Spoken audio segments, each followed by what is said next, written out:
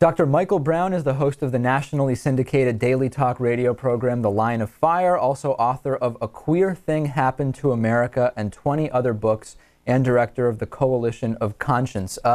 Dr. Brown, let's start at the very beginning. What's your thought on President Obama's statement last week that he is now in support of gay marriage? Well, it's no surprise, actually, for two reasons. First, in 1996, he came out clearly and unequivocally in writing when he was running for office saying that he supported legalizing same-sex marriage and he would oppose any efforts against that. So the statements he made in 2004, 2008, when he said as a Christian, he opposed same-sex marriage and marriage was a sacred thing and gay marriage was not a civil right, I took all those statements with a grain of salt, especially because in 2008, the same year he made his very Christian positive statement and the debate with Rick Warren, he wrote a letter to the Democratic Club in San Francisco, a gay and lesbian Democratic group in San Francisco, and explained to them that he opposed Proposition 8, the marriage amendment there, that it was divisive and discriminatory. So in my judgment, with all respect to the president, he's been speaking out of two sides of his mouth.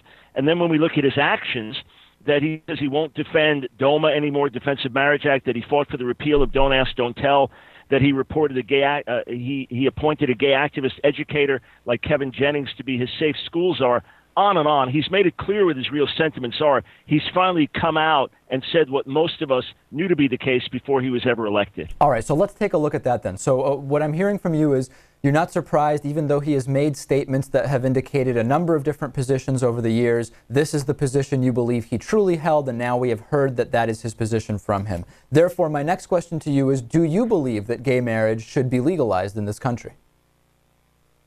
Well, of course not. It's not marriage. I care about every human being in America. I want every human being to have the best possible life that they can. I'm sure there are couples, same-sex couples that love each other, but it's not marriage. Okay, Once so tell me, where, so let's explore that. I just want to go piece by piece so the audience doesn't miss any of this. Surely. Why is it not marriage? Because marriage has always been the union of a man and a woman with, ideally, a lifetime commitment, and within it, as the general rule, the possibility to procreate and provide children for the next generation who are joined to a mom and a dad. That's great. Let's the stop only there for a reason second. the Let's stop there for a second because we have so much in there Sure. even to analyze. So let's go through that. So let's take the second part first, the no ability to procreate. That would also suggest that a couple where the woman is past menopause or couples that for any number of medical issues can't have children, they also should not be able to get married if we look at that one stipulation. Oh, no, of course not. I said the rule, the general rule, the only ones that can procreate through human history are heterosexuals. And look, there have been homosexual relationships for centuries. There are homosexual relationships, long-term homosexual relationships documented a couple thousand years ago. But no one thought of calling it marriage because marriage was something very distinct. Well, let's stop. I don't know that that's the case. I don't know that that's the case. There's a lot of research, particularly from the late chairman of Yale University's history department, John Boswell, which shows that there were homosexual marriage ceremonies in ancient Christian churches that were completely indistinguishable from those heterosexual marriage ceremonies. And this goes back to the Office of Same-Sex Union in the 10th and 11th century. This goes to the Order of Uniting Two Men in the 11th and 12th century. If we look at Sergius and Bacchus's relationship, which was a marriage that was basically okay. And I'm not a religious guy, but if that's the argument to be made, there's plenty of examples of gay marriage in the Bible.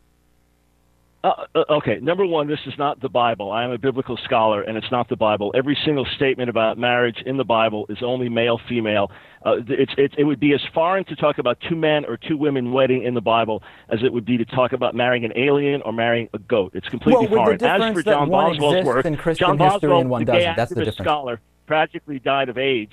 And Boswell's stuff has been completely refuted by church scholars. Just study it out. The reason that he discovered this stuff is because he completely misread the text. So let's focus on today for a second. Let's focus on today. Where is marriage defined as a man and a woman? It has always been throughout American history from the foundation of our nation. It was always understood. The only reason it was understood or it was defined somewhere? You understood. So tell me, where is it defined? It has been defined in every legal document having to do with marriage.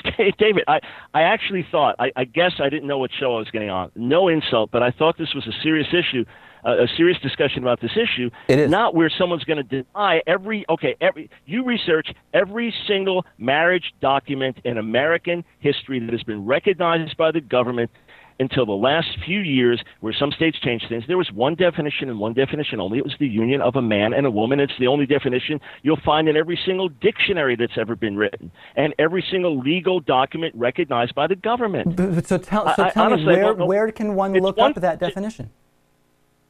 Just tell me where to look it up. That's all I need. Legally. Oh, okay, tell you what. Start with every dictionary that has been written in American history. That's not a legal document. The dictionary. Do you know what? If you looked up the N-word, hold on a second. If you looked up the N-word for a black person 100 years ago in a dictionary, what does a dictionary tell us? David, okay, tell you what. I am going to have to get going soon because I actually thought this was a serious interview, not a joke thing, not something that's just trying to set people up for quotes. So here's the deal. You go to any court house in America and just ask them for any marriage document they have from 10 years ago, 20 years ago, 50 years ago, 100 years ago, okay? Very, very simple. I don't have to tell you where to find marriage documents. You perfectly know how to do that. And if you were interested in actual information, I'd be sharing it with you. I really am interested in information. I'm bothered that you don't think I am. And you genuinely don't know that the only legal definition of marriage that we have ever had since the founding of America has been the union of a man and a woman? The thing is, it's not whether I know or don't know. I just ask questions, and I'm asking you, so tell me, what is the document that defines that? Because you're saying, well, go to a court and ask them for documents that refer to marriage, but long enough ago where it wasn't already legal, like it is, for example, in Massachusetts. What use is that, Dr. Brown? Let's do this. I'll send you a copy of my book, A Queer Thing Happened to America. Yeah. You can get the larger overview of gay activism and its effects on history and its agenda and its goals. After you've gone through that with 1,500 plus endnotes and massive research in there, then we can follow up with other questions you have. Is that fair? Dr. Brown, you don't set the guidelines for what's required reading to conduct an interview. I didn't send you a list of things you should read before talking to me. What kind of a thing is that to say? Let me review your 1,500 endnotes. This is bizarre, isn't it? No, it's not. I'm telling you, if you're looking for information, I'm happy to give it to you. But tell you what, I wish you a great day. I hope you do well, and blessings on your work. Thank you, all right. Sir. Well, I have many more questions for you. It just doesn't sound like you're ready or able to answer those. We're focusing on documents.